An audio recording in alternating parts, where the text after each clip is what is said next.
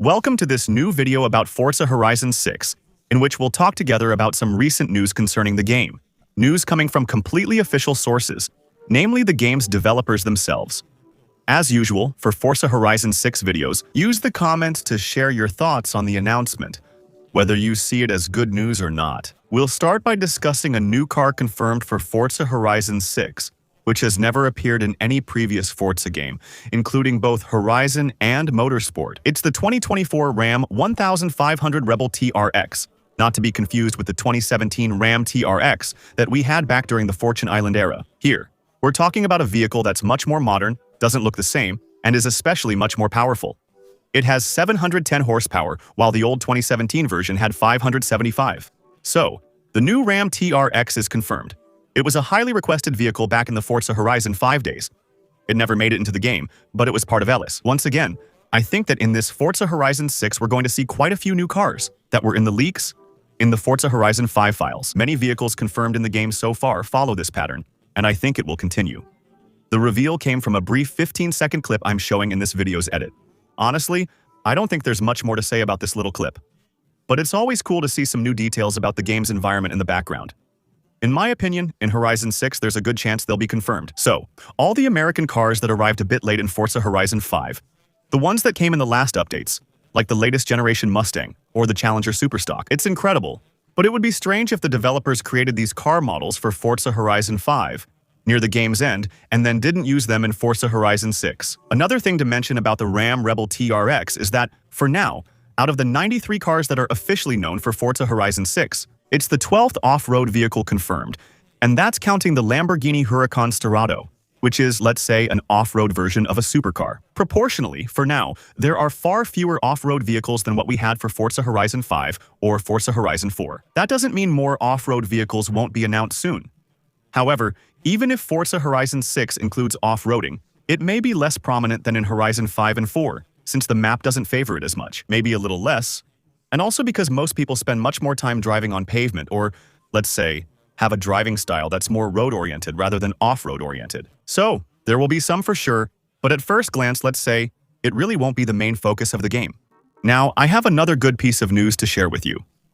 Regarding Forza Horizon 6, it has been confirmed by the developers themselves on their official Discord. Forza Horizon 6 will be the very first game in the Forza Horizon franchise to have in-game anti-cheat on day one. You should know that until now, there was no anti-cheat in Forza Horizon games.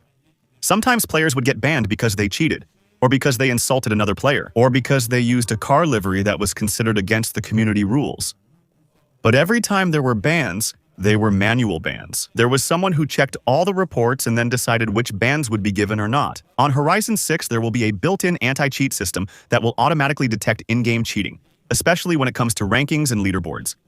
That was something that was extremely problematic in all the previous Forza games that had multiplayer rankings, especially in all the drift zones, or the Angers boards. So the Angers boards, for those who don't know the concept in Forza, are ramps where you have to jump as far as possible. So, the Angers boards, but also the speed cameras, the speed zones, in short, all the areas where there was a scoring system, there were always completely impossible scores in the multiplayer leaderboards. What I mean by that is that there were certain speed zones, for example, where the top players in the world had achieved a score of 800 km/h, driving a Peel P50, which is still one of the worst cars in the game, or sometimes jumps, where players managed to get 3,000 meters of distance in the air, while a legit player, even with the best setups in the world, struggled to go over 1,000.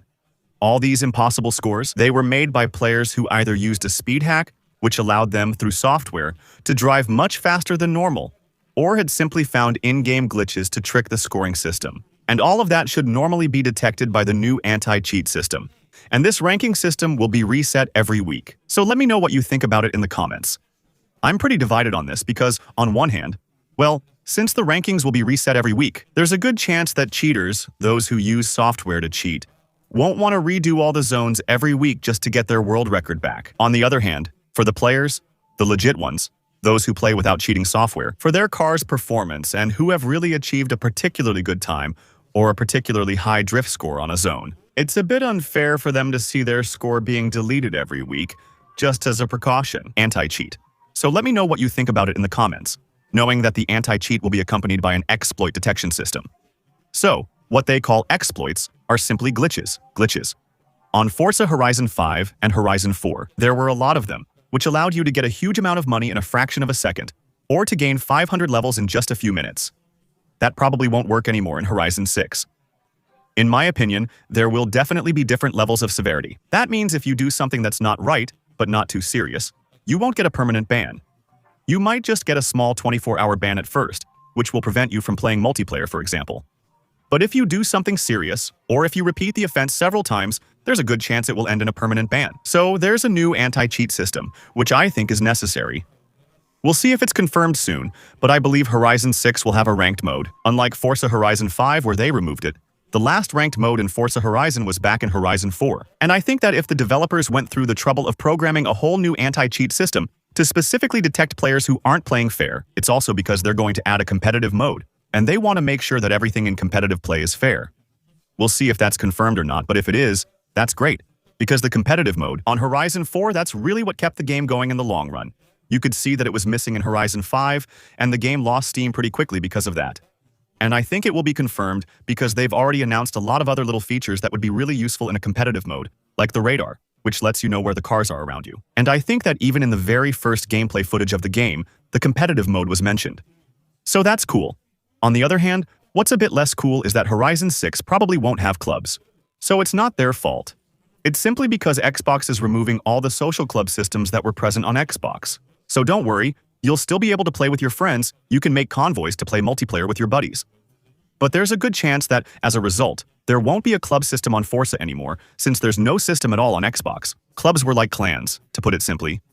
On Horizon 5 or Horizon 4, if you saw a player who had a word in brackets before their username, that was the name of their club. And honestly, clubs weren't very useful. They were good on Horizon 3, because when you had a club that was very active, with a lot of players who were often online, you would get bonuses every week and earn more money. For example, starting from Horizon 4, the club system became kind of useless. And honestly, in Horizon 5, it was completely pointless. The only point of clubs was for YouTubers. Each YouTuber had their own club, and the goal was to have the club with the most members possible. But aside from that, in terms of gameplay, it really didn't add anything at all. There's likely no club system unless the developers create one, but I doubt it since the old one was useless. It's up to you to tell me what you think in the comments. In any case, that's a few bits of good news for this Forza Horizon 6. I think we'll have more things to analyze this week. Honestly, we're getting news almost every day. There isn't always enough content for a daily video, but they're still revealing more each day. I think we'll meet again this week to discuss Horizon 6 further. There you go, we've covered the day's little news updates, at least as far as this little Forza Horizon 6 is concerned. Don't forget that if you enjoyed the video, you can support the channel by leaving a like, subscribing for the next ones. And you can also come follow me on Twitch for the upcoming live streams. Just so you know, there will be quite a few next week, so feel free to come follow me using the pinned comment link. Use your Prime if you want to give the channel a little boost. And well, see you tomorrow for the next video. Ciao!